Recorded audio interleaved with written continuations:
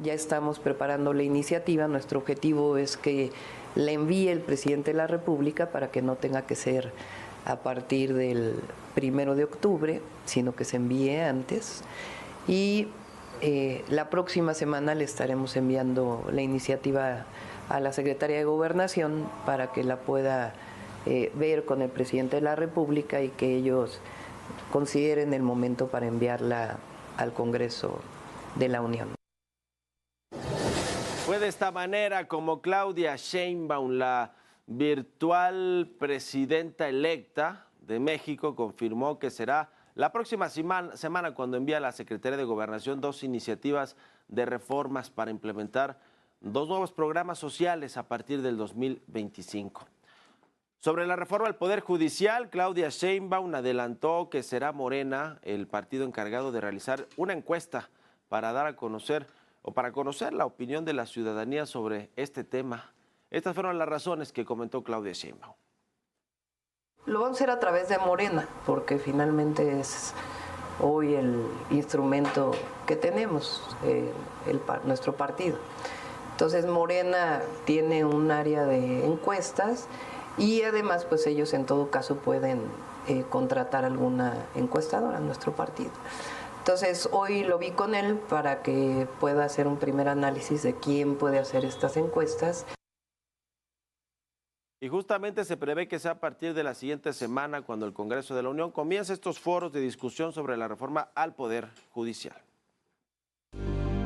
El Congreso de la Unión llevará a cabo la próxima semana los foros de discusión sobre la reforma al Poder Judicial en distintos puntos del país.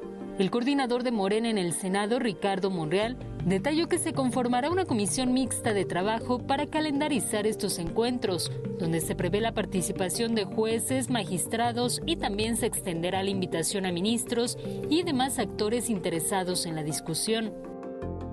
Organice y lleve a cabo foros en modalidad nacional y regional en los que se aborden los temas centrales de la reforma en materia judicial, como son los mecanismos democráticos de elección de jueces, magistrados y ministros, integración y funcionamiento de la Suprema Corte de Justicia de la Nación y reformas a la organización del Poder Judicial. La oposición se congratuló con los foros del Parlamento abierto, pero advirtió que si no se cambia de fondo la iniciativa presidencial será únicamente simulación. Esos foros van a encontrar eco en la mayoría que va a haber en esta Cámara y en la Cámara de Diputados, porque si no son inútiles, o sea, es una perdera de tiempo.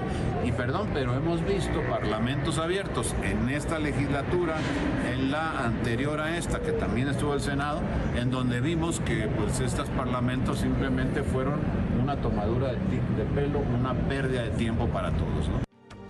Monreal Ávila refirió que junto con la reforma judicial se impulsarán otras 4, la del ISSSTE, beca universal para estudiantes de educación básica, pensión para mujeres de 60 a 64 años y la no reelección en todos los cargos públicos. Verónica Macías, Heraldo Media Group. Y como sucedió en días anteriores, estas declaraciones volvieron a poner en aprietos al peso mexicano. Cerró la jornada ayer en 18 pesos con 74 centavos, lo que significó una caída de casi 1% respecto de la jornada del miércoles. Y llegó casi hasta los 20, en algún momento de la cotización. Ayer el tipo de cambio estuvo cerca de los 20 pesos por dólar, así que pues sigue la incertidumbre, el nerviosismo y la volatilidad en el mercado cambiario. Por cierto, a propósito del peso, Victoria Rodríguez Ceja, la gobernadora del Banco de México, aseguró que el organismo podría intervenir en el mercado cambiario ante los ajustes que está teniendo la moneda mexicana.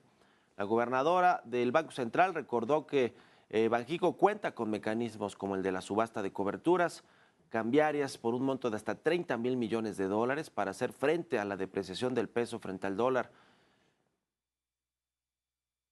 Y pese a la depreciación del peso, el presidente López Obrador aseguró que no dará marcha atrás en el análisis y posible aprobación de la reforma al Poder Judicial.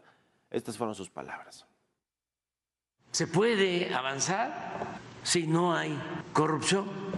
Por eso están equivocados, lo digo de manera respetuosa, quienes están pensando que vamos a dar marcha atrás al propósito de reformar el Poder Judicial, que está podrido, que está dominado por la corrupción, solo porque hay nerviosismo financiero. No, porque sabemos que si limpiamos el Poder Judicial, en el supuesto de que tengamos desajustes en la paridad, al mediano, a largo plazo, eso nos va a ayudar a todos. Bueno, el presidente es muy pragmático a veces, es muy ideológico, porque trae todo este asunto detrás de que se debe de reformar prácticamente todo el sistema público de México, la vida pública con esta cuarta transformación, pero pues, él dice, a ver, es práctico en términos de decir, se cae el peso, sí, puede depreciarse, hasta qué punto, no lo sabemos, pero dice que en el mediano plazo, largo plazo, a México le va a funcionar estructuralmente el asunto de la reforma del Poder Judicial. Entonces ahí, si bien muy ideológico es porque se mantiene firme en sus ideas, pues es práctico también en la manera de pensar. No sé si así lo pensaría, por ejemplo, el secretario de Hacienda o quienes están pues haciéndole frente a todo este nerviosismo financiero. Pero hablando de la Secretaría de Hacienda y Crédito Público, ayer anunció que anticipó pagos para reducir la deuda externa del país. Gabriel Llorio, el subsecretario de Hacienda, detalló que con esta operación se logró reducir en un 100% los pagos de deuda externa que tenía programados el gobierno durante el próximo año. Y Claudia Sheinbaum se reunió este miércoles con la jefa de gobierno electa de la Ciudad de México, Clara Brugada, para discutir diversos temas referentes a la capital del país. Al llegar al lugar de la reunión, Brugada habló sobre el proceso de transición con Martí Batres. Pero vamos a una transición al gobierno de la ciudad. Recibo una ciudad transformada y va a ser muy amable todo el proceso de transición. Para este proceso, Clara Brugada y Martí Batres designaron a quienes se encargarán de la transición.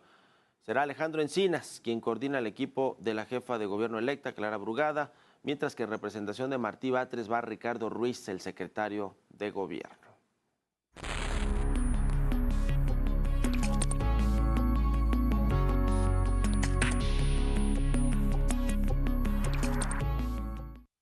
¿Cuánto tiempo va a tardar entre que se lleven a cabo los foros de discusión, las consultas abiertas a la población y entre que se apruebe la reforma constitucional al Poder Judicial de la Federación?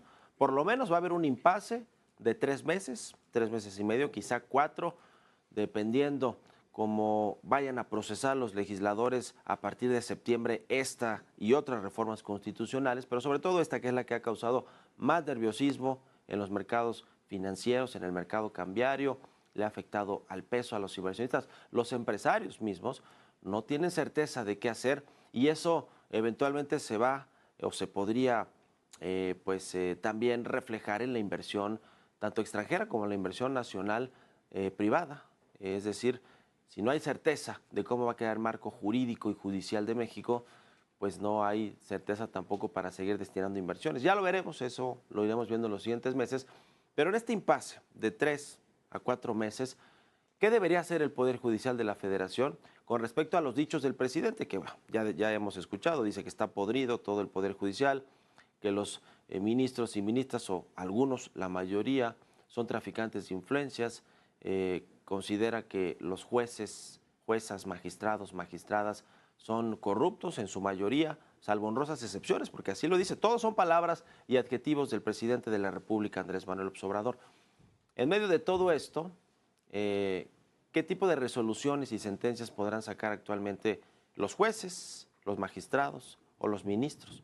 Es decir, si sacan a favor o en contra, en cualquier caso, mercantil, civil, una resolución, una sentencia, pues si bien se podría revertir con un nuevo Poder Judicial, es decir, llega un nuevo Poder Judicial y dice, esta sentencia que sacó el juez tal, el magistrado tal o el ministro tal, pues no convence. ¿Por qué? Pues porque estaba lleno de corrupción el Poder Judicial, y porque pues eran traficantes de influencias los altos mandos de este Poder Judicial. En fin, cualquier argumento y entonces puede echar atrás esa sentencia, le decía, a favor o en contra de cualquier empresa o del gobierno, hablando de un asunto quizá también fiscal que atañe al Servicio de Administración Tributaria.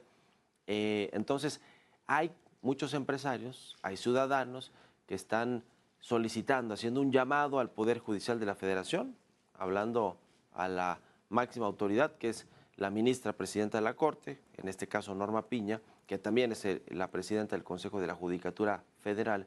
Pues acá hay una especie de tregua, una especie de impasse judicial en el que pues los jueces, magistrados, consejeros, ministros, ministras no hagan resoluciones, digamos, no expidan resoluciones de temas, sobre todo los controvertidos, porque pues bien podrían controvertirse, es decir, echarse abajo estas resoluciones cuando llegue un nuevo Poder Judicial. Entonces hay empresarios, le decía, ciudadanos e incluso abogados que están pues apelando a esta especie de tregua judicial, en tanto se resuelve, ¿no? Se va a consultar ampliamente esta reforma, en tanto se termina de hacer un dictamen que se vaya a votar en las comisiones y que luego eventualmente pase al Pleno para su votación y su aprobación, porque Morena tiene la mayoría calificada en la Cámara de Diputados, le faltan escasos 3 senadores en la Cámara Alta para poder aprobar una reforma constitucional. Seguramente pasará como quede